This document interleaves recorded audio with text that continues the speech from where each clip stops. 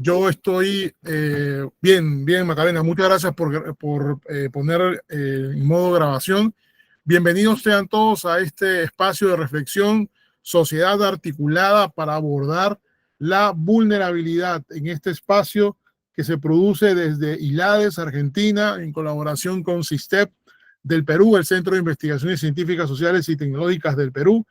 Esta es una cátedra abierta y gratuita que estamos transmitiendo a través de Google Meet. Mi nombre es Jorge Martínez Campoblanco, yo soy el CEO Founder del Centro de Investigaciones Científicas, Sociales y Tecnológicas del Perú y vamos a estar con ustedes durante los próximos minutos para poder presentar estas temáticas o diversas temáticas de valor alrededor de lo que significa la vulnerabilidad. Espero que sea del agrado de todos lo que vamos a ver en los próximos minutos y que podamos, pues, al final, obviamente, intercambiar pareceres, podamos de alguna o de otra manera poder hacer una pequeña conversación acerca de los puntos que estamos conversando el día de hoy. Bien, vamos entonces a compartir pantalla. Permítanme un momento, por favor, para poder hacer la compartida de pantalla respectiva.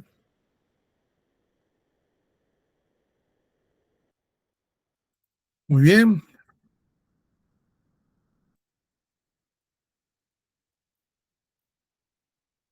Ok, voy a ponerlo en modo presentación para que lo podamos visualizar. Por favor, si me confirman si ya se está viendo la compartida de pantalla. Sí, se ve.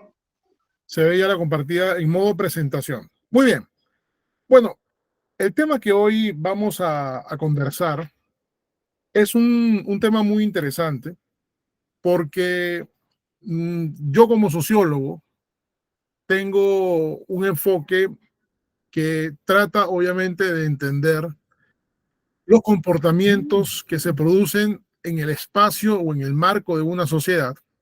Y vamos a estar claros, cada sociedad es diferente una de otra, porque hay unas características que la hacen ser únicas, ¿no? Elementos relacionados, por ejemplo, a lo antropológico, costumbres, tradiciones, sus referentes históricos, el temperamento propio de las personas, la influencia que tienen de otras culturas y lo que han vivido como sociedad. Hoy, por ejemplo, la sociedad ucraniana tiene unas características muy particulares, porque están en un conflicto bélico.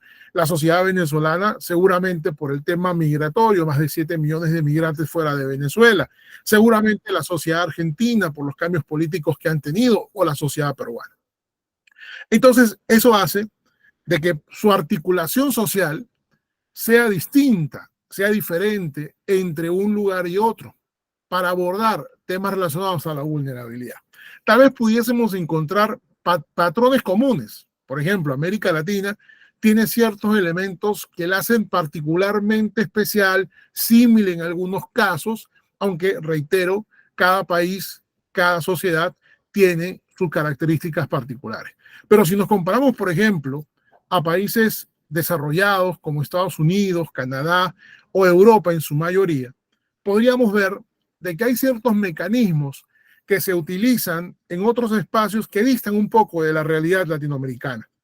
Entre otras cosas, porque hay programas de asistencia con los cuales que nosotros nos disponemos, hay planes y acciones que no están contemplados por temas de carácter presupuestario, hay tal vez algunos temas que tienen que ver con la ejecución de las políticas públicas para abordar la vulnerabilidad. Además que en Europa, en Estados Unidos y en Canadá posiblemente no tengan ni en número ni en tipología las poblaciones vulnerables que nosotros sí tenemos. Entonces creo que ahí ya se produce una diferencia importante que vamos a tratar de presentarla el día de hoy. Entonces, avancemos con la presentación. Jorge, dígame. ¿Podrás ponerlo en forma de presentación? ¿No se ve en forma de presentación? No, se ve como diapositiva. En la Ah, parte superior, en la vista, dice vista de lectura y así se verá toda la pantalla. sí, cómo no. A ver, vamos a colocarla acá. Sí, yo la estoy poniendo como presentación, pero por alguna razón, a ver, vista de lectura. Perfecto. Ahí ya, a ver, voy a volver a compartir. Por favor, ustedes me avisan. Yo creo que sí, ya en este caso la tenemos. Ahora sí, ya están bien, la están viendo en pantalla completa.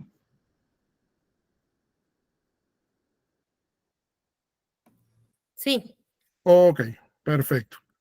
Muy bien. Vean esta imagen. Esta imagen podría resumir lo que es un día a día en cualquiera de nuestras ciudades. Un conjunto de personas que tienen diversos tipos de vinculación. Puede ser esta foto tomada en un mercado, en un bulevar, donde hay personas de diversos orígenes sociales, estratos socioeconómicos, niveles educativos distintos, géneros diferentes, comprensión de su sexualidad de manera distinta también, diversos tipos de raza, orientaciones políticas o religiosas diferenciadas. Pero todo este grupo de personas hace vida en un mismo espacio, o por decirlo de alguna manera, hacen vida en un solo espacio.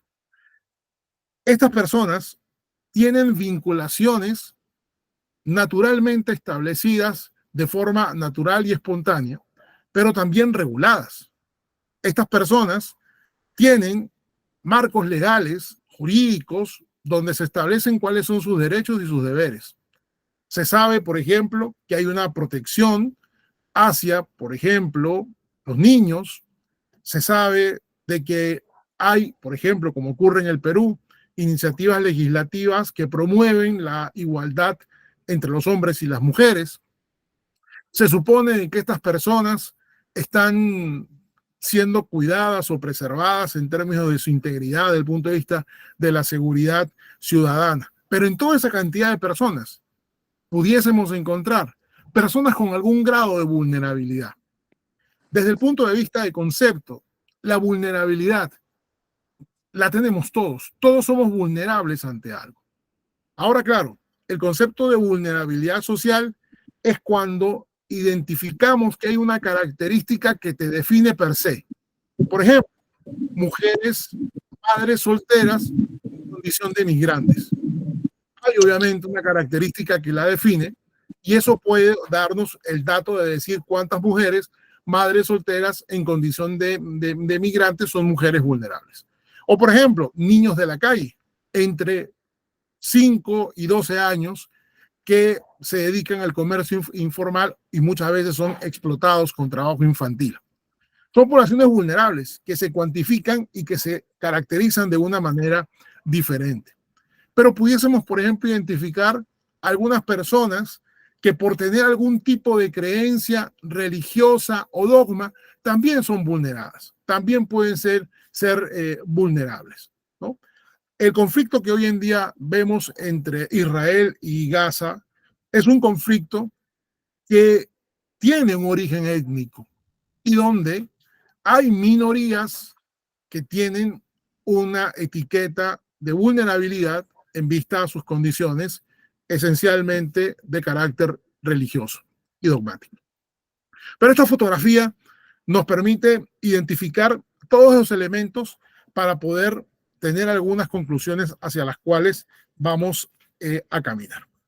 Entonces vamos a darle un poco esa interpretación a lo que significa ser una población vulnerable, ¿no?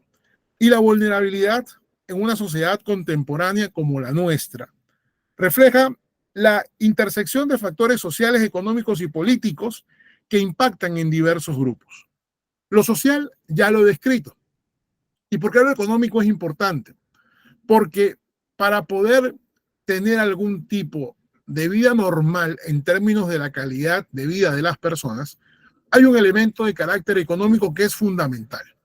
Por ejemplo, una persona que haya por alguna razón sufrido alguna situación de violencia Por ejemplo, violencia basada en género, es decir, una persona que haya sido violentada por su pareja o por su expareja y que por razones de carácter económico no puede salir del círculo de la violencia en la cual se encuentra.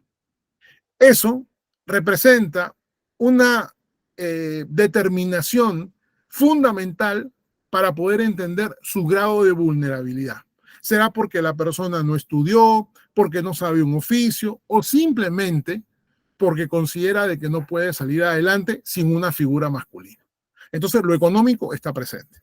Por ejemplo, temas relacionados a la pobreza, que obviamente es el ejemplo clásico cuando hablamos de vulnerabilidad desde el punto de vista económico. Es decir, personas que no tienen acceso a un ingreso producto de un trabajo, en muchos casos, y que eso hace que sus condiciones de vida materiales estén por debajo de los promedios establecidos. Tengan serios problemas para acceder a servicios básicos de calidad, no tengan acceso a la educación, no tengan acceso a una seguridad social, y eso los pone en condición de vulnerabilidad. Entonces estamos dándole un enfoque de carácter sociológico a lo que estamos planteando el día de hoy. ¿Por qué razón? Porque pretendemos examinar cómo la colaboración entre diversos actores sociales puede ser fundamental para mitigar los desafíos asociados con la vulnerabilidad. ¿Y por qué los actores sociales son importantes? Porque como cualquier determinación en el contexto social, es decir, en nuestra vida en sociedad, nosotros no somos personas o seres que pudiésemos tener una vida o un ritmo de vida independiente a cualquier otras personas, por muchas razones, por temas de afecto, porque el internet que utilizamos en la casa hay alguien que nos provee del servicio, porque hay alguien que recoge la basura a la hora que nosotros colocamos los desechos en la puerta, ¿no? Porque tenemos un relacionamiento para trabajar, un relacionamiento para estudiar, un relacionamiento para amar. Entonces, somos seres sociales y esas vinculaciones hacen que dependamos de actores, que ya los vamos a describir en el transcurso de la presentación. Posiblemente, si contextualizamos la vulnerabilidad social, que de paso es un fenómeno multidimensional, tiene que ver con un tema de desigualdades sistemáticas en áreas como, por ejemplo, la educación, el empleo, la vivienda, acceso a estar conectados, acceso a la defensa, acceso a un sistema de justicia con igualdad y digamos, con responsabilidad. Y esta palabra, oportunidad, aquí está en inglés opportunity, pero la palabra oportunidad para mí siempre ha sido una palabra maravillosa, ¿no? Especialmente en mi rol como docente, que me toca formar emprendedores, por ejemplo. Yo siempre digo que el emprendedor está en búsqueda permanente de oportunidades. Y en este caso, cuando hablamos de vulnerabilidad, es porque en alguna medida las oportunidades no se dan igual para todos. Conversando con mi hijo mayor en estos días, que tiene 19 años, hablábamos un poco de esas oportunidades que la gente tiene porque simplemente las tiene, porque naciste en una casa donde te proveen alimentación, internet, cariño, una cama caliente todas las noches, ¿no? Y de pronto, esas oportunidades que tú vas generando durante la vida. Y es indudable, y aquí podemos tal vez referirnos a ejemplos notables de personas que han salido en situaciones adversas, que la vida les ha golpeado, que la vida les ha maltratado, que han tenido infancias traumáticas, sin embargo, han logrado conquistar sus objetivos y se han hecho de oportunidades. Pero la verdad es que en términos llanos y pragmáticos, las oportunidades no son de igual manera para todos.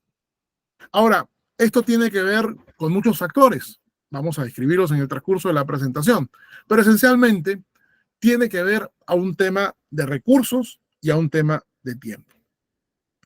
Estas disparidades contribuyen a la formación de grupos vulnerables, es decir, las disparidades, las desigualdades hacen que se se establezcan estos grupos vulnerables, que a menudo son marginados y con mayores dificultades para acceder a oportunidades y a recursos. En estos días me ha tocado revisar unos documentos de unos informes técnicos acerca de la población migrante venezolana en el Perú. Y entre otras cosas, o entre otros datos que debo resaltar, por ejemplo, está que hay 900.000 venezolanos que ya tienen documento de identidad en el Perú, o sea, ya están legales en el Perú, 900.000. Es decir, que hay aproximadamente 400.000 que están en proceso de. Pero de ese 1.300.000 de venezolanos que están en el Perú, hay un porcentaje interesante de niños y de jóvenes. Hay un porcentaje interesante de niños y jóvenes que están en etapa escolar. Es decir, hay aproximadamente 250.000 hijos de venezolanos o venezolanos migrantes que están en el sistema educativo peruano. Si el gobierno del Perú no hubiese tomado la iniciativa de permitir el acceso sin mayor burocracia documental de los niños en el sistema educativo peruano, de los niños migrantes, habría algo así como 250.000 de personas que estarían en cualquier otra actividad, pero no estudiando en un momento en su vida en donde tienen que estudiar. Aún así hay 115.000 niños y jóvenes venezolanos que no están en el sistema educativo peruano, por las razones que sean, porque los padres no lo ven como prioridad, porque no hay un líder en familia que haya tomado esa decisión, porque no tienen documentos, ni siquiera una partida de nacimiento que les pueda dar una referencia de su identidad, por ejemplo, o porque están haciendo ya trabajo infantil. Esas características los hacen justamente ser poblaciones vulnerables porque son personas que tienen una desigualdad marcada. Tienen una desigualdad marcada. Y obviamente esto va a afectar su capacidad de oportunidad que pueden tener para progresar de una o de otra manera. Ahora, hay diversas dinámicas sociales que contribuyen a la vulnerabilidad, diversas. Y cuando me refiero a dinámicas sociales, esto quiero que se entienda con el propósito en que lo hemos planteado, con lo que representa el acceso a servicios básicos de calidad. ¿Ok? Porque ¿qué ocurre? Esa desigualdad tiene que ver en muchos casos cuando las personas no son capaces de poder recibir servicios de salud o sanitarios. Y la pandemia fue un ejemplo de ello. En un momento determinado, y en Perú, que la situación fue crítica, como en muchas partes del mundo, pero tuvimos unos índices muy altos donde simplemente no había oxígeno para personas que requerían del servicio. O en una unidad de cuidados intensivos se decidía quién vive y quién no, seguramente pensando, este muchacho joven debería de vivir, este señor anciano, bueno, que viva hasta donde pueda. Cruel como lo que estoy planteando, pero es que en el día a día el sistema público sanitario en el Perú es insuficiente. Es insuficiente. ¿Por qué? Porque faltan recursos de carácter médico, faltan recursos de carácter de utensilios, de recursos materiales para que esto pueda funcionar. El tema educativo. Hoy Perú tiene un problema muy grave en términos de infraestructura de los colegios en lugares distantes, en áreas rurales. Es un dato importante para que ustedes comprendan la realidad del Perú, que es que solamente en la ciudad de Lima vive aproximadamente un 35% de la población del Perú, que es la capital. Y aquí en Lima tenemos problemas de infraestructura en muchos colegios, pero hay zonas distantes donde sencillamente los colegios carecen de infraestructura física, que no están acondicionada a las realidades que enfrenta hoy el cambio climático, por ejemplo. Ya hoy Lima ha tenido 32 grados de temperatura, que es un récord histórico que no ocurría hace 60 años en esta ciudad. Y nosotros no tenemos infraestructura para poder soportar el calor. Hacia el sur, en la ciudad de Ica, ya se está conversando de que las clases que comienzan dentro de 2 semanas se posterguen porque los niños podrían sufrir de alguna descompensación. Entonces, focalizándome en el tema de infraestructura, con el hecho de que hayan zonas en el país donde hayan colegios con infraestructuras precarias, ya conviertes a esos niños en una población vulnerable. ¿Por qué razón? Porque es vulnerable desde el momento en que no tienen acceso a una edificación de calidad. Es vulnerable porque el cambio climático puede hacer afectaciones en la salud directamente en los niños, desde un tema de insolación, de todo esta complejidad que tiene el Perú en términos de estos cambios climáticos tan complejos que además están pasando en toda la región. Pueden accidentarse porque hay techos que se pueden caer con una lluvia, con una fuerte corriente de brisa, de viento. Entonces, de alguna manera, si ustedes lo analizan, el Estado se termina convirtiéndose en un cómplice que hace vulnerable a ciertas poblaciones, que seguramente ya lo eran, porque posiblemente esos chicos viven en condiciones de infraestructura de viviendas precarias, seguramente son chicos expuestos a violencia, seguramente son chicos expuestos a trabajo infantil o a trata de personas, pero el Estado, en lugar de minimizar esa vulnerabilidad, se convierte de alguna manera en un cómplice. Acceso a una vivienda digna, acceso a servicios de recolección de desechos, acceso a temas relacionados con la justicia, que definitivamente hay una tarea pendiente por hacer, una justicia que pueda tratar a todos por igual. Entonces, lo que preocupa también es que esto ha estado y está sostenido en el tiempo, porque esta no es una realidad que vivimos en los últimos 5 años, 15 años o 30 años. Vivimos en un deterioro de nuestra calidad de vida en los últimos 60 años. Y esto es peligroso y además muy complicado porque aquí tendríamos inclusive que hablar de temas relacionados a la corrupción.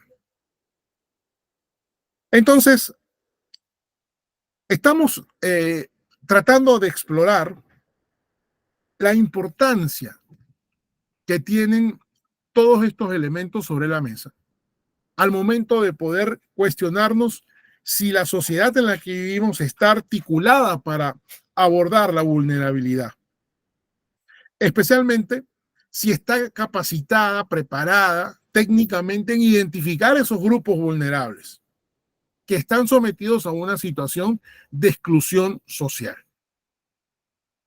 ¿Qué ocurre? Las sociedades tienen lo que en sociología se llama una identificación de temperatura. Y hay mapas que definen y grafican visualmente dónde hay las llamadas zonas calientes o zonas frías a la hora de hablar de inseguridad ciudadana, zonas calientes o frías al hablar de dónde está centrado, por ejemplo, el tema de la prostitución en las ciudades. Y eso de alguna manera nos permite identificar que de paso debería ser un compromiso de las autoridades y de la sociedad civil de poder abordar estas problemáticas y de poder identificar posibles soluciones.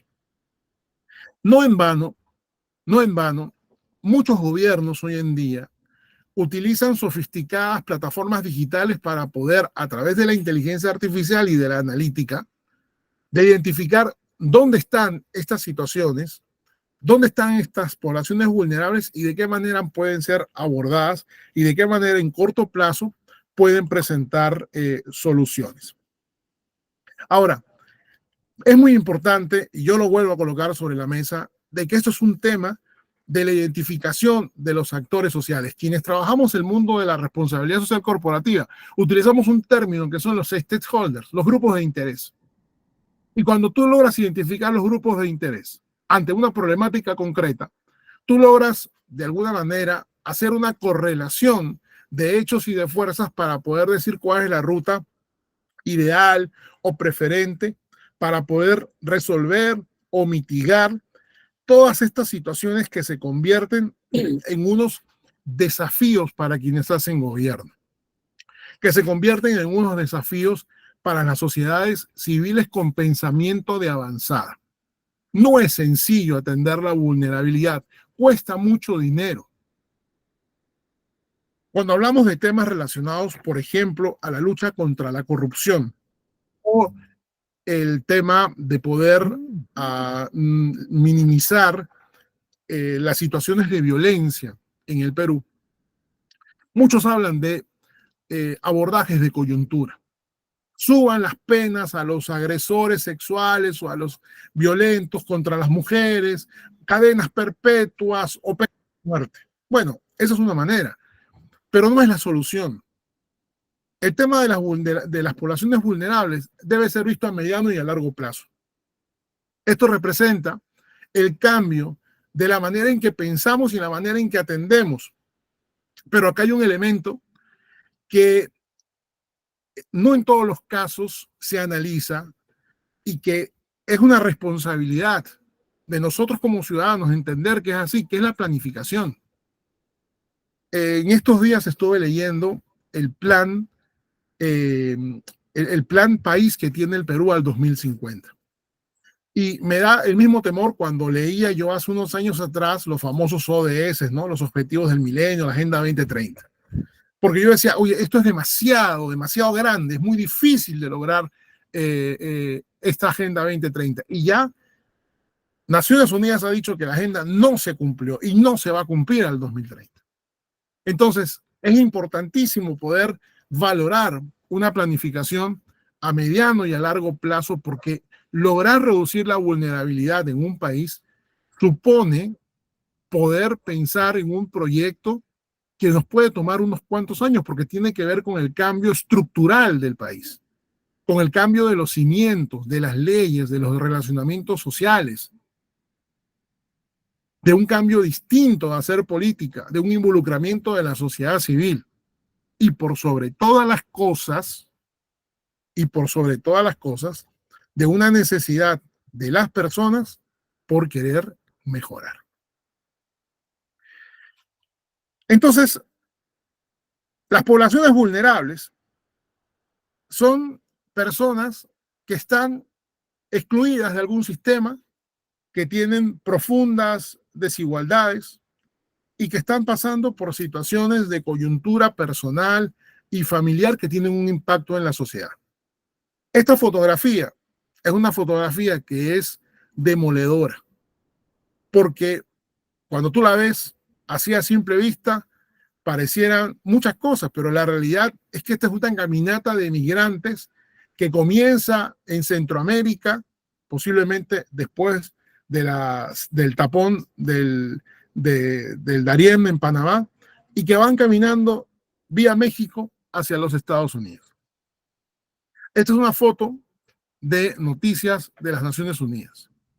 Pero esta fotografía está encapsulada en testimonios y en un retrato real y vívido de la situación de los migrantes en Centroamérica.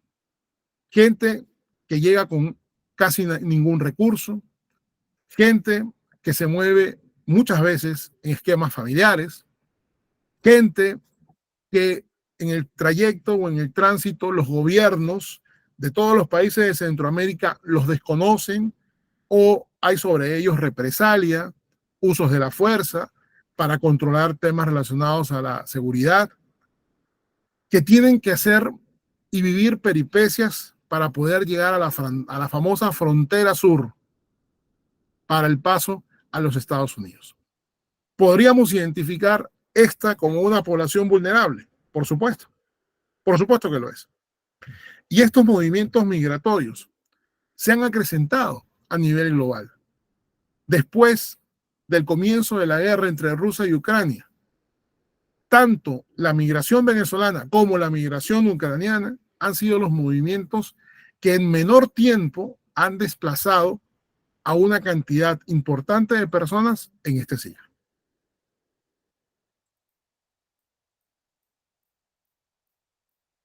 Y es que estos grupos a menudo van a enfrentar barreras sistemáticas que van a limitar acceso a esas condiciones básicas de vida a las cuales hemos hecho referencia.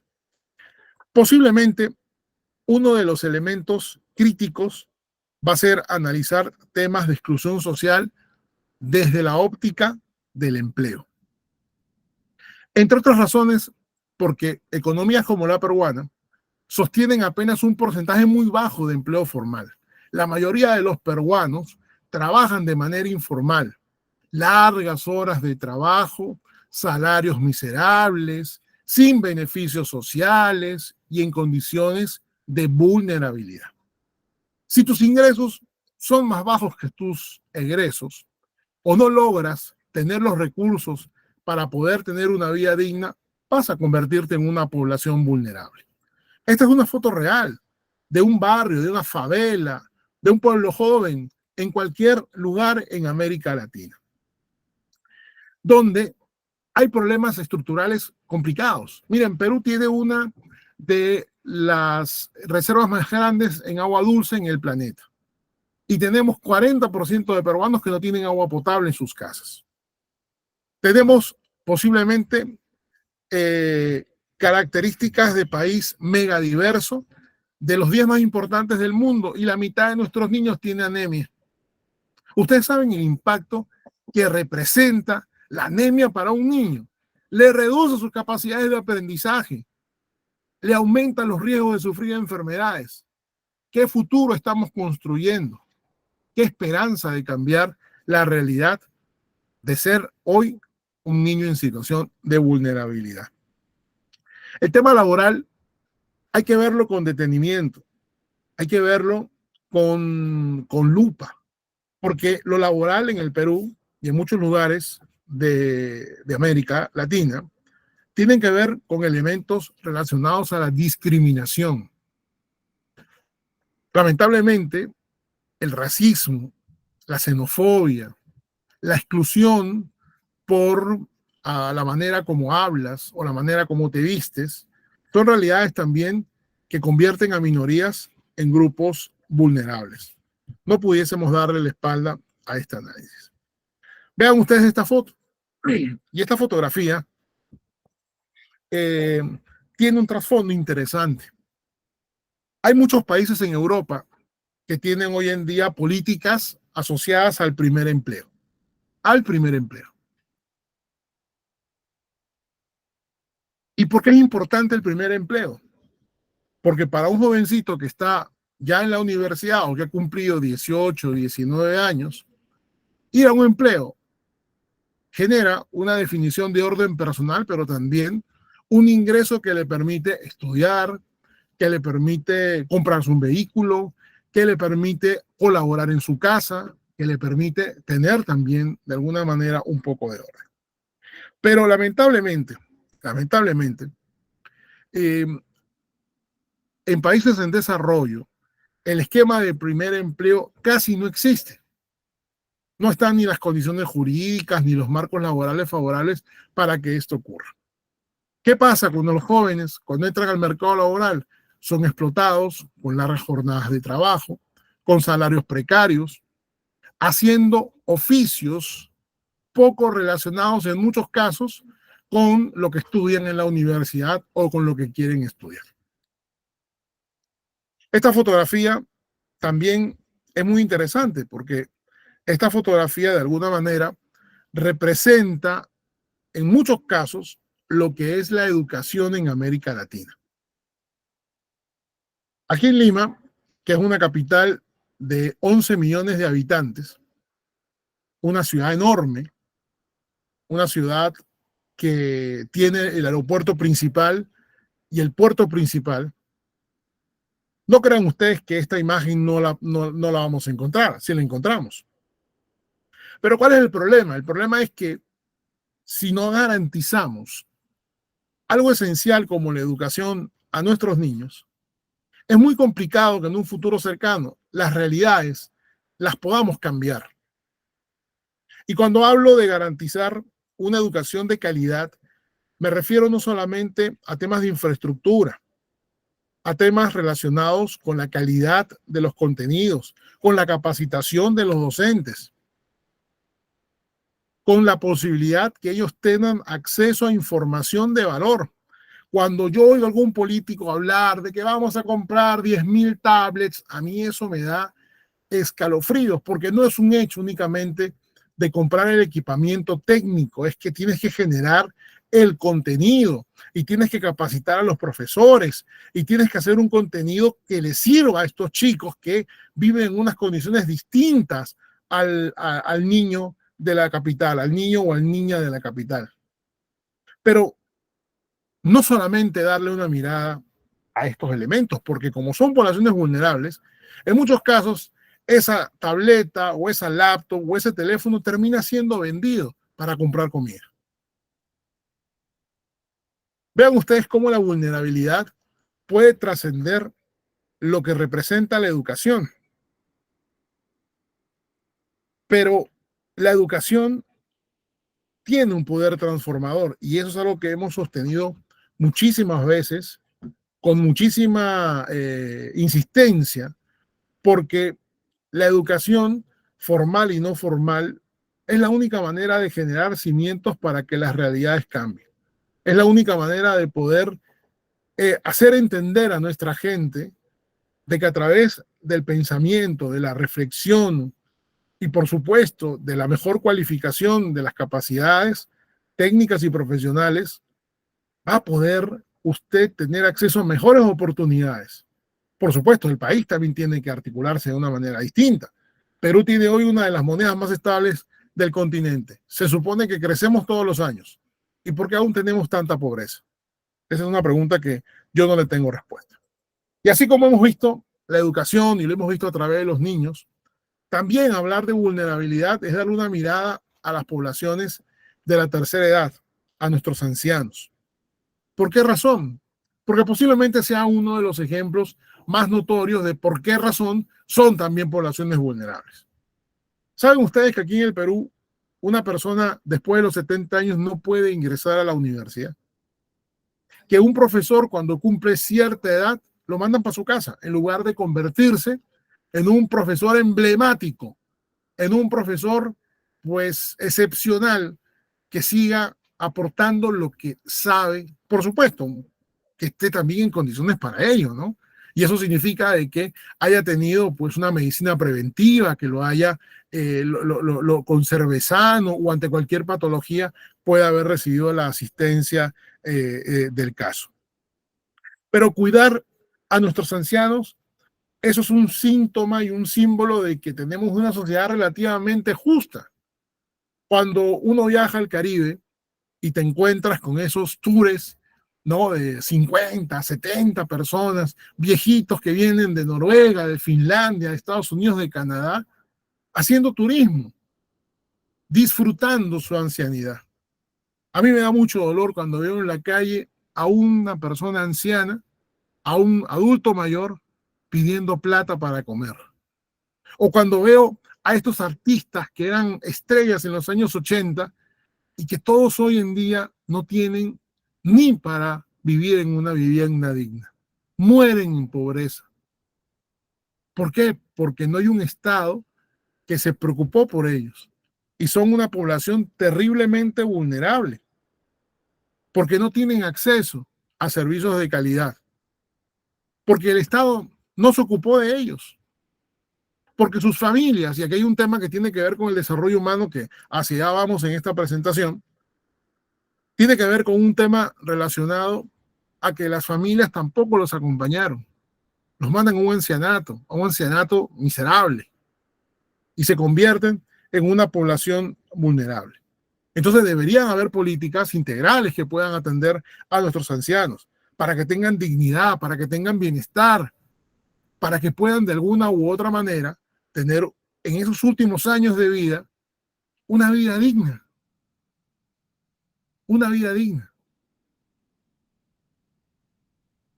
Otro punto que también quiero plantear, y ya con esto vamos en el trayecto final de esta presentación, una vida digna que hoy en día tiene mucho que ver con el mundo digital.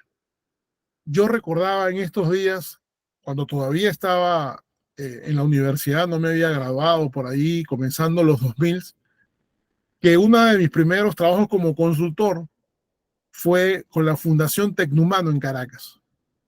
Y el proyecto en el que yo estaba involucrado se llamaba Brecha Digital. Y estoy hablando de hace 24 años atrás, donde no había ni la conectividad de hoy, ni las redes sociales de hoy, no habían los dispositivos que hoy tenemos, ni el mundo en el que hoy estamos. Pero la exclusión digital es una realidad también, que tiene que ver con el acceso a la tecnología. Hoy, por ejemplo, hay tantos dispositivos como gente, y tantas líneas como dispositivos y gente. Pero hay zonas en el Perú donde no hay cobertura de telefonía móvil, donde no hay conectividad. Y aún en lugares donde hay conectividad, hay muchos chicos que prefieren estar tiktokeando, whatsappeando, instagrameando, que estar viendo una página de contenido de valor educativo que les haga salir de ese escenario de vulnerabilidad. Ahora, hay una masificación increíble de la tecnología. Hoy, como nunca en la historia, el usuario final puede utilizar desde una plataforma para hacer diseño, desde un ChatGPT para poder transformar sus conocimientos, aumentarlos, quieran ustedes usar el verbo que sea. Pero la tecnología está ahí. Es un tema de decisión, de decir, sí, lo tomo, lo hago, lo utilizo, y eso tiene un impacto en mi calidad de vida. Pero vean ustedes esta imagen, que esta imagen también, de alguna u otra manera, nos lleva a poder identificar lo que representa el tema del acceso al mundo digital. Y en el caso de las mujeres, vean ustedes el turbante, la característica de Islam de la mujer, donde puede tener el dispositivo, pero no tiene acceso a contenido, a plataformas, simplemente por los regímenes políticos que están en esos países donde las mujeres tienen lamentablemente menos derechos que los hombres. La exclusión por temas de orientación sexual o de preferencia sexual. Y este grupo minoritario o este grupo vulnerable se enfrenta a discriminación también, falta de reconocimiento legal, aceptación social, que afectan desde sus relaciones personales, temas de carácter laboral, posibilidades de acceder a una herencia de pareja y en fin. Ojo, que lo que estamos simplemente es planteando situaciones de grupos vulnerables, y así como yo puedo hablar del tema de orientación sexual, también puedo hablar del tema de orientación política. Hoy está ocurriendo en Venezuela un hecho sin precedentes. El gobierno de Maduro ha expulsado a un grupo diplomático de Naciones Unidas y se convierte en un hecho sin precedentes porque eso no había ocurrido. Y ha sido encarcelada una activista opositora, Rocío San Miguel, algunos días desaparecida, y ahora se le ha imputado aparentemente una situación muy compleja a ella y a toda su familia. Podría hablar también de situaciones vulnerables asociadas a las creencias, a lo político, ¿no? Que también son poblaciones que están ahí presentes. Pero posiblemente cuando uno habla de vulnerabilidad o de poblaciones vulnerables, reconoce rápidamente el tema de la discapacidad. Y el tema de la discapacidad es, creo que, una tarea pendiente. Hace unos meses atrás hubo un escándalo porque un actor entró a un sitio que se etiquetaba como un sitio incluyente, ¿no? Digamos, apto para personas con alguna discapacidad, Y esta persona decía, pero ¿cómo pueden decir que aquí son incluyentes si la carta no está en braille, si no hay una carta para personas con discapacidad visual o auditiva? A veces el tema de la discapacidad es una etiqueta, es una excelente promesa política. Por supuesto que hay una vulnerabilidad increíble y presente en personas que tienen algún tipo de discapacidad física, intelectual, sensorial. Pero, en primer lugar, acá hay un tema que tiene que ver con la educación del ciudadano, ¿no? De ceder el paso, de parar el carro para que pase una persona en silla de ruedas, de ayudar a cruzar la calle a una persona que sea invidente. Pero la realidad tal vez es una realidad un poco cruel. Vean ustedes esta imagen. Esta imagen está tomada al lado del Palacio Presidencial. Y vean ustedes si es una rampa por donde baja una silla de ruedas. Bueno, el grado de inclinación de la rampa me parece que es más o menos, digamos, que la puede utilizar una persona en silla de ruedas por sí misma. Hay distritos, municipios en Lima que por cumplir la norma han colocado unas veredas, unas aceras con un grado de inclinación que el que pase caminando se puede partir la cabeza. Por cumplir la norma, porque tengo que hacerlo, porque la ley así lo indica, pero no pensando en la población vulnerable. Y yo quiero que eso ustedes lo tengan en cuenta para los análisis que hacen a posterior. La vulnerabilidad en la infancia. Esta es una foto de trabajo forzado. Esto pasa en muchas partes del mundo. Y lamentablemente, estos niños van a tener un futuro muy complicado y transformar sus realidades de vida va a ser muy difícil. Va a ser muy difícil. Aquí en Lima tú te encuentras con un niño vendiendo golosinas, chucherías en la calle y que hay un mayor, hay un adulto que los está explotando. Esto no es muy lejano a las realidades nuestras. Realmente deberíamos nosotros de procurar trabajar para que nuestros niños tengan hogares y familias que puedan garantizarle lo elemental, lo básico, lo que entendemos como necesario. Ojalá que pudiésemos garantizar, entre otras cosas, espacios de amor, de cero violencia, de construcción de valores, para que luego no formen parte de alguna población con algún grado de vulnerabilidad. Es terrible la gente que está en situación de calle. ¿Por qué es terrible? Porque experimentan una exclusión social significativa, enfrentan estigmatización.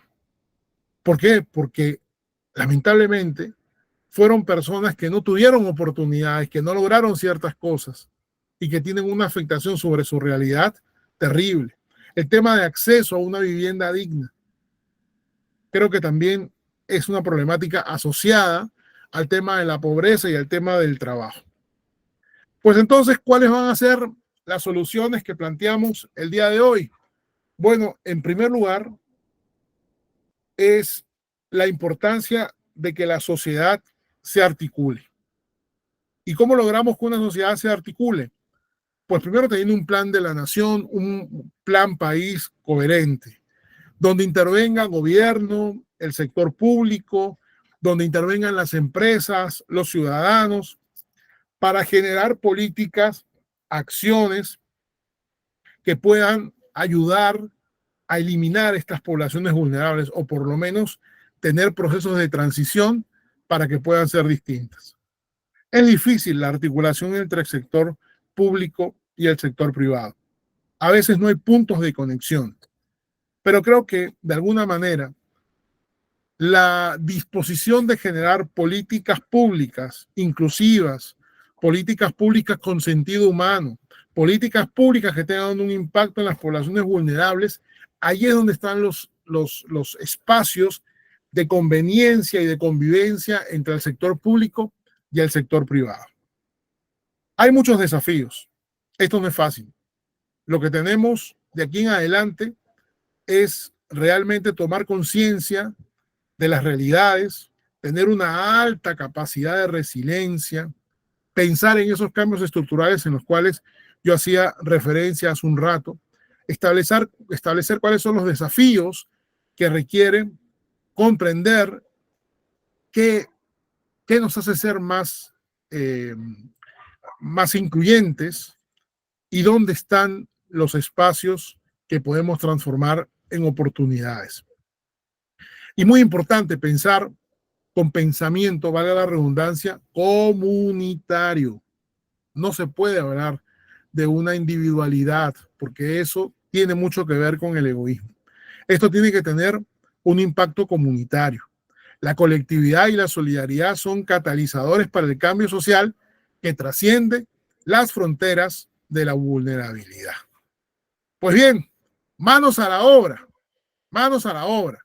Hay que tomar acciones. En primer lugar, la conciencia civil, el ejercicio de la ciudadanía, atento a las redes sociales del sistema. A partir del próximo mes tendremos un espacio para hablar de ciudadanía. Y la ciudadanía no solamente es salir a votar y decir yo tengo derechos, no, la ciudadanía también es ver al que está al lado, ver de qué manera yo puedo influir. El estamento público, formar servidores públicos con mayor conciencia y con mayor conocimiento de las realidades en nuestros países.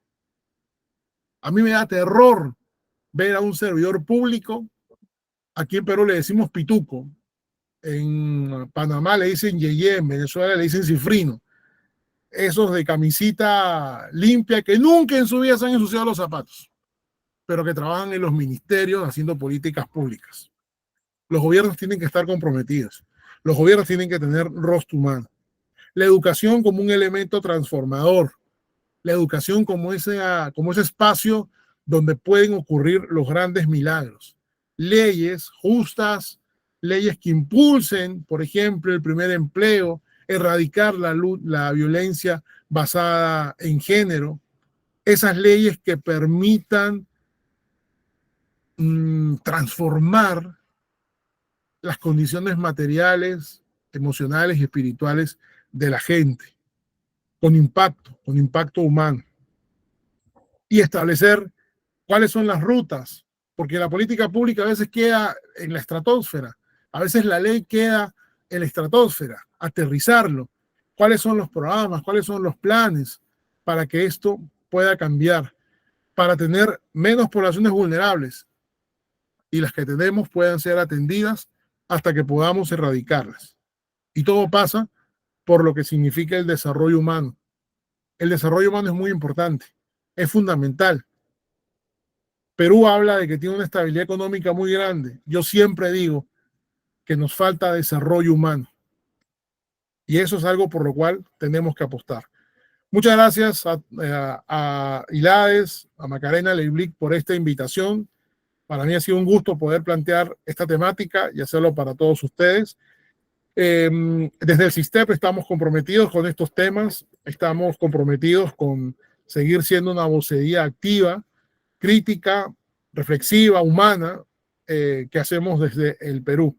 Antes de pasar a sus preguntas y respuestas, solamente quiero darle un mensaje a todos quienes están conectados y decirles que muy atentos porque vamos por la segunda corte de nuestro programa especializado en asistencia técnica de la educación social. El 23 de abril comenzamos. Son 3 módulos. Son 3 módulos espectaculares donde vamos a ver educación social, problemas sociales y ámbitos de acción para la educación social. Pónganse en contacto con el número que aparece en pantalla, más 54 929 76 24 5579, el teléfono de Macarena Leiblick. Tenemos chicos de la primera corte de Perú, Argentina y de Uruguay. Ya saben que este programa lo comenzamos el 23 de abril, así que más información a través de nuestra querida Macarena. Así que muchas gracias y quedo atento a sus preguntas y comentarios, que eso es lo que le va a dar naturalmente mayor efecto y productividad a la charla que hemos tenido el día de hoy. Adelante, Macarena. Bueno, Jorge, muchas gracias por esta exposición. Realmente nos lleva a pensar qué estamos aportando, ¿no? Desde nuestro lugar, desde nuestra función dentro de la sociedad, cómo abordamos la vulnerabilidad, porque nos encontramos con estas situaciones a diario. Entonces, creo que, siempre digo, creo que lo contrario al amor no es el odio, sino la indiferencia. Y siempre es importante que, motivados por el interés, por esto de poder aportar un granito de arena para que nuestra sociedad pueda subsanarse, ¿no? Y sobre todo acá la mayoría son personas que están estudiando, acompañantes terapéuticos, y van a estar en contacto en el día a día con la vulnerabilidad que genera las obras sociales, con la vulnerabilidad de familias disfuncionales, con la vulnerabilidad de la discapacidad, con la vulnerabilidad de la exclusión dentro de las instituciones. Entonces creo que esto es una herramienta importante de saber de que como profesionales no somos llaneros solitarios, sino que trabajamos en equipo. Y para trabajar en equipo es necesario esto: primero, identificar el problema, y segundo, ver las posibilidades para poder abordarlos. Entonces, cada problema, yo siempre digo, es una oportunidad de crecer, aprender y buscar nuevas estrategias. Así que gracias, Jorge, por esta enseñanza, por compartir tus conocimientos, que siempre son muy útiles para seguir trabajando dentro de nuestra sociedad, ¿no? En la función que cumplamos. Así que, ¿alguien quiere aportar algo? ¿Alguna consulta?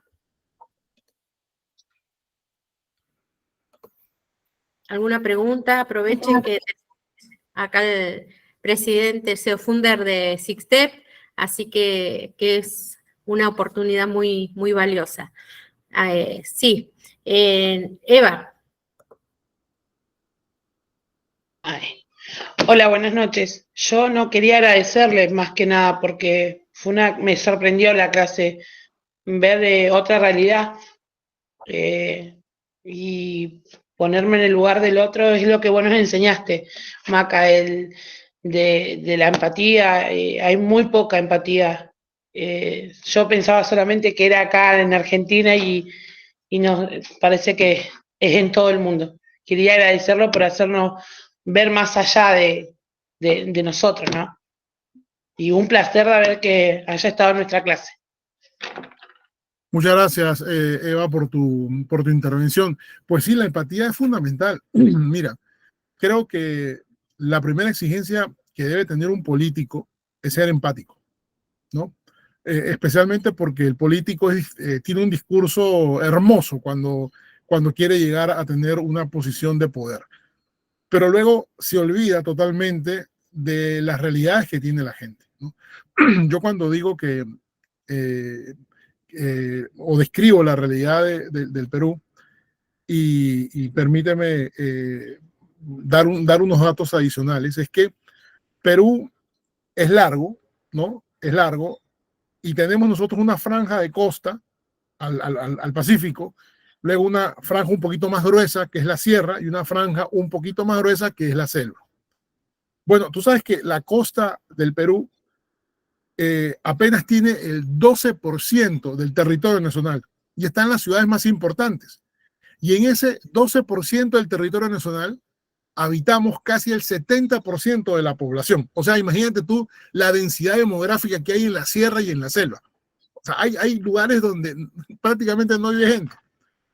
Si en Lima tenemos los problemas que tenemos, que ya yo los he descrito algunos, imagínate lo que pasa en esos lugares donde el político no va ni cuando está en campaña, porque no es empático, porque no le interesa la realidad de la gente que la vive mal. Mira, a 30 minutos de Lima metropolitana, hay un lugar que se llama Ticlo Chico. Ticlo Chico, cuando hay invierno, que no tenemos nosotros el invierno que tienen ustedes allá en Comodoro, la gente se muere, Eva. Se muere de frío, se muere. Y queda 30 minutos de Lima. Entonces, esa es la realidad. La empatía es muy importante. Y bien que hayas tomado ese punto. Además, yo sé muy bien que Macarena trabaja el tema de la empatía muy bien, y sé que el referente con ella ha sido maravilloso. Muchas gracias, Eva. No, muchas gracias a ustedes. Muchas gracias porque quedé asombrada, porque solamente pensé que pasaba en Argentina nomás. Y no, es terrible lo que están pasando. Así que bueno, un abrazo a la distancia y muchas gracias. Muchas gracias a ustedes. Adelante, Jennifer, Jennifer, sí. y luego Natalia. Y luego, sí, tenemos Jennifer, Natalia y otra Jennifer. Adelante, Jennifer. Hola, buenas noches. Primero que nada, agradecer, yo soy recién nueva, entonces yo quiero compartirte, Jorge, y a toda la comunidad, una experiencia que tuve, la hago breve.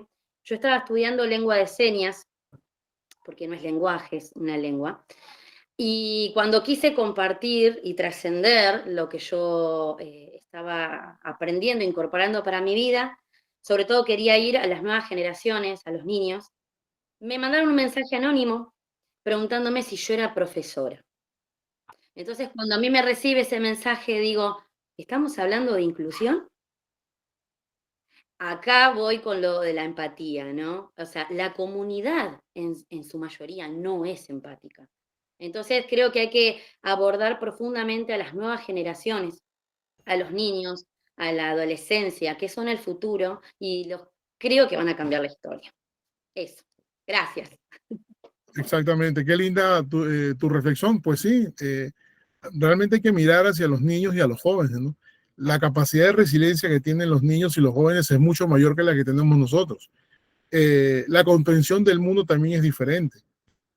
Yo lo veo en mi hijo, en mis sobrinos, o sea, ellos hablan hoy de cosas muy profundas que nosotros no hablábamos a la edad de 15, 18, 19 años. No las hablábamos porque no las conocíamos, tan sencillo como eso. Entonces creo que debe haber una apuesta, naturalmente, porque a final de los finales estamos buscando agentes de cambio. Eso es lo que queremos. Eso es lo que queremos. Y creo que hacer el ejercicio con esa, digamos, posibilidad que tenemos todos de poder ser reflexivos es necesario. A mí estos espacios, lo que más me gusta es esta parte, donde podemos conversar con ustedes, donde tenemos obviamente una mirada diferente, porque ustedes tienen algo distinto que decir, ¿no? Yo siempre lo digo, yo aprendo de mis estudiantes. Ustedes siempre tienen algo distinto porque cada quien tiene una experiencia diferente, entonces lo pones sobre la mesa y lo compartes y eso es lo más bonito que puede pasar. Muchas gracias, Jennifer. Adelante, Natalia.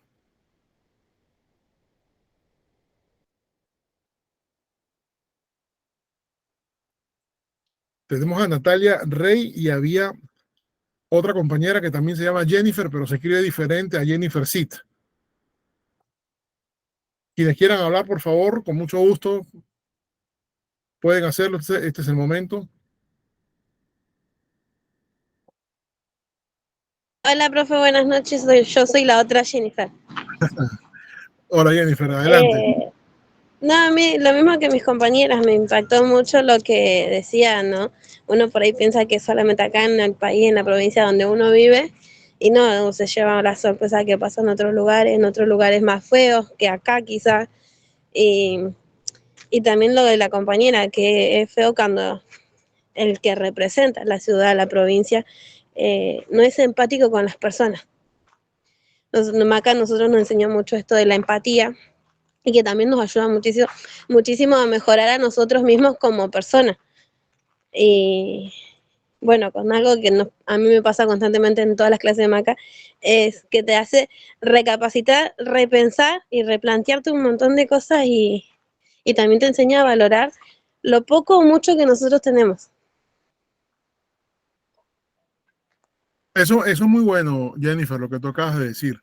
Valorar lo mucho o poco que tenemos.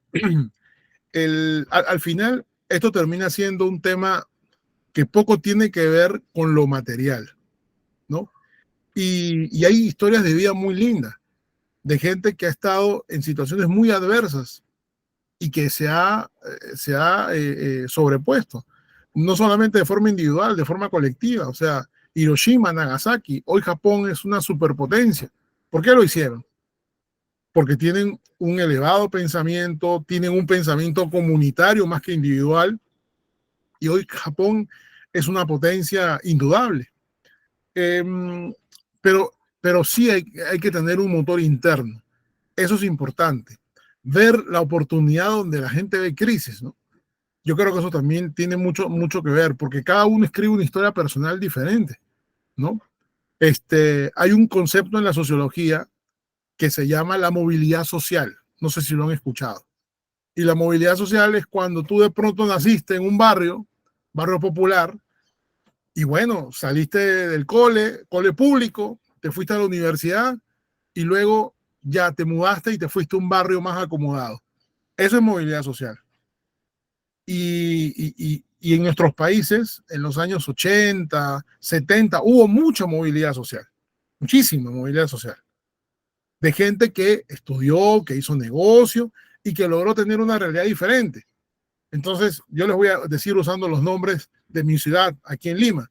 Yo vivía en el Agustino o en San Juan del Lurigancho y ahora estoy viviendo de repente en Surco. ¿Por qué? Porque logré tener una movilidad social positiva. Ahora mis hijos deberían de tener realidades diferentes, ¿no? Y les voy a decir algo brevemente. Yo a mis hijos les digo, mira, cuando yo era niño, joven, con la edad que ustedes tienen, para mí en Navidad, mi regalo de Navidad era un polo, era una franela, un t-shirt, ¿no? Era una camisa y era una pelota para los 3 hermanos varones.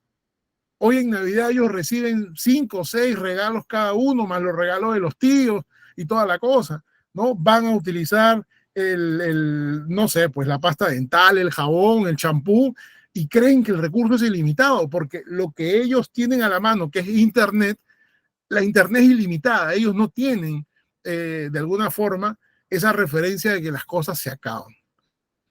Pero es lo que les está tocando vivir a ellos. A nosotros no nos tocó vivir eso. Yo tengo 47 años.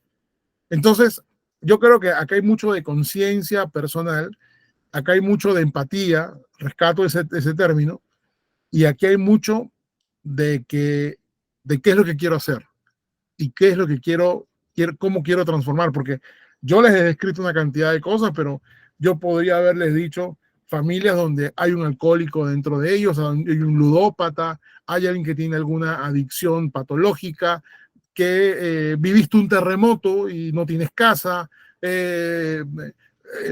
tu familia fue víctima de extorsión y hubo sicariato y te mataron al papá y a la mamá, o algún integrante de tu familia fue víctima de trata de personas o de desaparición forzada. O sea, yo no he colocado sobre la mesa otras variedades o tipologías de vulnerabilidad por temas naturalmente de tiempo, pero lamentablemente las realidades en el mundo de hoy son terriblemente complicadas.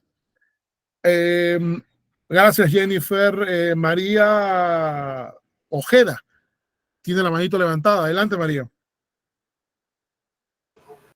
Hola, buenas noches. Mi opinión sobre la clase de hoy es que todo sistema, y háblese de establecimientos en lo económico e incluso en lo social, ensancha la brecha siempre cuando existe diferencia social. Esta brecha se agranda a través también del desconocimiento, y creo que el desconocimiento también hace partícipe de que esto se vaya agrandando y que se vulneren derechos humanos, tal como es, por ejemplo, hoy en Argentina, el derecho a dar la opinión propia siempre y cuando se respete al otro. Se está vulnerando y se está queriendo silenciar a muchas personas famosas por su opinión diferente a lo de los demás. Y están muchos portales de las noticias de esto de que se los quiere vulnerabilizar a los artistas. Más allá de que no podamos estar de acuerdo o no, se lo está vulnerando y se lo está queriendo silenciar. Esto hace que en Argentina, por ejemplo, se vuelva a lo que fue el golpe de Estado, a que se silencie de nuevo a los artistas cuando se dan su propia opinión. Y creo que es fundamental reflejar esto, de que ensancha la brecha de la vulnerabilidad del desconocimiento, y que nos tenemos que acordar también de la historia para permanecer y defender los derechos que son nuestros y que fueron conseguidos a través de la historia argentina de sangre, porque se derramó sangre para obtener derechos. Así que bueno, fue como que me llevó a pensar todo esto y creo que bueno, estuvo bueno por ahí pensarlo y analizarlo desde el punto de vista del presente, Así retomando un es, poco de la historia argentina. así es. Yo comencé hablando, María, que cada sociedad es diferente una de otra, y entre otras cosas, porque bueno, el referente histórico también es importante, ¿no? La idiosincrasia, los valores, la manera como se ve el mundo, el temperamento de la gente es definitivamente determinante de cómo tratan la vulnerabilidad a través de todo ello. Muchas gracias, María. Romina, adelante. Hola, buenas noches. Nada, estaba un poco escuchando a mis compañeras. Quería agradecer porque la verdad que la clase esta estuvo muy interesante y cómo nos lleva esto de replantearnos un montón de cosas, ¿no? Veía en común que las chicas estaban diciendo, bueno, que uno cree siempre que le pasa a uno, ¿no? Que pasa donde vive uno, que pasa en su contexto, en su ciudad. Y cómo cuesta a veces no mirarse el ombligo, ¿no? Porque, no sé, como que muchas pensamos, bueno, creemos que pasa solamente acá, y cómo esto pasa en todo el mundo, y esto de replantearnos de esto que dice Maca, ¿no? Del desinterés, que es como que es peor que el odio, ¿no? Eh, creo que nada, me hace replantearme que hay que mirar un poquito para el costado, que hay que mirar un poquito al otro, interesarse, ¿no? Que no somos el ombligo del mundo, que pasa en todos lados, y un poco rescatar lo que decían las chicas, de abrazar la empatía, ¿no? Creo que todos tenemos un granito de arena en nuestras manos con los que podamos alcanzar o hacer con ese pequeño granito un cambio en el otro. Bueno, específicamente estamos hablando de la vulnerabilidad, ¿no? Del otro. Y bueno, y creo que también hay que en todo esto que estamos estudiando, y un poco el concepto esto de ser un poco humano, ¿no? De que tenemos que ser responsables con las nuevas generaciones. Creo que hay un cambio, hay un gran cambio, una puja muy grande, y que hay un cambio que tiene que ser para bien, y que tenemos que nosotros cambiar un poco la lupa y transmitirle eso a las nuevas generaciones. Un poco eso quería decir. Gracias. Gracias, Romina, gracias. Y además que creo que si hay un antónimo a la empatía es el desinterés, ¿no? O sea, a mí me interesa que me vaya bien a mí me interesa que mis hijos estudien, que mis hijos coman, que yo voy a la universidad. Al vecino no me importa si se incendia la casa, ¿no? Y creo que eso termina siendo muy complicado porque, fíjate, cuando, por ejemplo, yo dicto alguna conferencia en temas relacionados a contexto y entorno. Yo pongo un ejemplo, ¿no? Aquí en Lima hay un lugar que se llama Gamarra. Gamarra es un sitio enorme, son muchas manzanas llenas de negocios de ropa, porque el algodón peruano es muy bueno. Entonces, el negocio es súper próspero. Viene gente de Argentina, de Bolivia, de Ecuador, en autobuses y se llevan la ropa por costales. Pero Gamarra produce mucho desperdicio, ¿no? En los cortes de tela hay mucho desperdicio que se pierde. Bueno, nunca nadie se ha preocupado en recolectar ese desperdicio para reciclarlo o para obtener un recurso que pueda ayudar a otras personas. O por ejemplo, hay mucho negocio de droga alrededor de Gamarra. Y eso es lo que yo creo que tiene que ver con el desinterés. No, a mí me va bien con el negocio, yo vendo un montón de ropa, yo hago un montón de plata. No me interesa si se drogan en la esquina. Y sí debe interesarte, Porque si tú tienes un entorno seguro, tú puedes decir Gamarra atiende hasta las 12 de la noche. Un limeño en su sano juicio no entra a Gamarra después de las 8 de la noche. ¿Por qué? Porque te asaltan, porque te puedes exponer. Y trato de colocar a través de un ejemplo real, no ese desinterés de la gente, no, pero ese problema no es mío. Sí es tuyo, sí lo es, pero hay que ser menos egoístas y más empáticos. Dialita Escobar, adelante.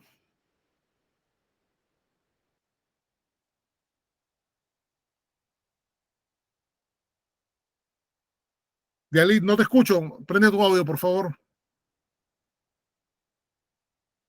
Hola, profe. ¿Cómo estás? Bien, sí, lo que quería acotar es que estamos viviendo el contexto social, en un contexto social en el que hay muchas disparidades económicas, pero coincido con la primera Jennifer que habló, en que dijo que entre los niños y adolescentes estaba lo primordial para promover la inclusión pero los niños son los más empáticos. Es decir, hoy en día tenemos una sociedad egoísta, egocéntrica, que solo piensa en ella. Entonces, yo creo que la base sería, para mí, y lo que usted ha relatado, es los niños. Dar la información y difundir lo que es tener un niño con capacidades diferentes, no tan solo las 60, 68 personas que estamos acá de diferentes lugares, sino promoverlo en los colegios. Sería importante para que esos niños se entiendan un poco a la criatura que tiene autismo o otras capacidades diferentes. Eso sería de mi parte, ¿no? Sí, muchas gracias, Dialit. Es verdad, hay también el tema de discapacidades, no hemos profundizado, ¿no? Si se abren otros espacios, me encantaría poder profundizar en otras problemáticas sociales y en otros temas que profundicemos también en la parte de la discapacidad. Pero mira, tratáramos mejor a la gente, tenga la discapacidad que tenga o tenga la condición de vulnerabilidad que tenga, si en primer lugar estuviésemos más informados de ello y en segundo lugar, si fuéramos un poquito más humanos. Yo creo que esas son dos piezas claves en todo este análisis. Entonces, ahí hay que hacer un esfuerzo. Los actores que ya hemos descrito tienen que funcionar y tenemos que entender de que el cambio lo generamos todos. Muchas gracias, Macarena, por esta invitación. Te doy el pase. Muchas gracias. Bueno, gracias, Jorge. Bueno, vamos a leer unos mensajes. Dice María Angélica Porra, muy contenta y agradecida por su charla con nosotros. Muchas gracias. Samir Figueroa dice, hola, bueno, me tengo que retirar. Linda clase, muchas gracias. Mariana Flores dice, muchas gracias por esta hermosa clase. Me llevo mucha información útil para plasmar en el nuevo tiempo que viene. Angélica dice, muchas gracias, la clase estuvo muy buena. Lorena Sarabia dice, muchas gracias por la información, hermosa clase. La verdad, saludos de Argentina. Kevin dice, muchas gracias, muy buena la clase. Janet Chatana, hermosa clase, muchas gracias. Y Jennifer también dice, muchas gracias. Así que bueno, Jorge, muchos... y entre todos, también yo te agradezco por este espacio, que compartiste tus conocimientos, siempre es grato escucharte. Y lo bueno de esto es que hoy cerramos una etapa con los acompañantes terapéuticos que egresan mañana y han finalizado esta formación, así que creo que yo diría que tu clase, Jorge, hoy, esta cátedra abierta, fue el broche de oro para ellos, que ya el lunes pueden postularse a un puesto laboral, pueden presentarse a distintas obras sociales, así que bueno, un aplauso para todos los acompañantes que mañana egresan y van a iniciar una nueva etapa profesional. Así que éxitos y bueno, está acá la abanderada Jennifer Añiñir, Marta Saro, Dana, Eva, primera escolta, y bueno, Marta Sara, segunda escolta. Así que felicidades a ella, que van a tener el privilegio de portar la bandera y acompañarla, que es una honra patria para todos nosotros. Así que felicidades porque han puesto esfuerzo, han logrado este objetivo tan importante, y es hermoso ser agente de salud. Es hermoso porque se trabaja la calidad humana, como decía Jorge, ¿no? Esto de que se necesita ser humano, y para ello se necesita amor, tiempo, perseverancia, dedicación, y sobre todas las cosas, atención y buena comunicación, no solamente con el paciente, sino también con la familia y todo el equipo interdisciplinario que intervenga en ellos. Así que bueno, felicidades, y con esto quiero cerrar. No sé si alguna de las egresadas quiere hablar, decir algo. Discúlpame, Sí, déjame Profe, felicitarlas a todas y a todos. No sabía que estaban ustedes en este cierre, no lo sabía. Macarena no me había dicho esto, Macarena no me lo había dicho, pero qué bueno, y gracias por estar en este espacio, que aquí está conmigo Gonzalo Junco, también de SISTEP, que ya hemos podido compartir con ustedes esto. Además que yo, antes de darle el pase a, creo que Jennifer, yo sí te digo, Macarena, que en vista de la solemnidad de esta sesión, Dios mediante, debemos estar en Argentina a final de año. Yo quisiera que pudiésemos hacer una actividad presencial con todo este grupo, hacer una actividad presencial de un entrenamiento tal vez un poquito más largo, de un reconocimiento a la labor que ustedes están haciendo, porque vaya que están en una área del conocimiento que no es sencilla, que tiene que tener mucho compromiso y que hay que tener una madera como ser humano para poder hacerlo. Así que yo me comprometo desde SISTEP. Gonzalo está acá. Señor Gonzalo, ¿usted está de acuerdo en lo que estoy proponiendo? ¿Autoriza que tengamos un entrenamiento presencial con todo este equipo? Sí, por supuesto, por supuesto. Vamos a hacerlo entonces de manera presencial, y felicidades a todos. Felicidades, de verdad. Un gran abrazo desde acá, desde Lima. Y vamos a extender esta invitación entonces para la actividad presencial a los otros egresados, que son 300, así que creo que va a ser un evento de gran convocatoria. Así que gracias Jorge, gracias Gonzalo, y sí, por supuesto va a ser hermoso de poder compartir ese espacio con ustedes. Así que bueno, ya están todas invitadas y seguramente vamos a estar presentes, ¿no? Bueno, yo obviamente, pero el resto de los compañeros. Bueno, Jennifer, querías hablar. Jennifer Añiñir.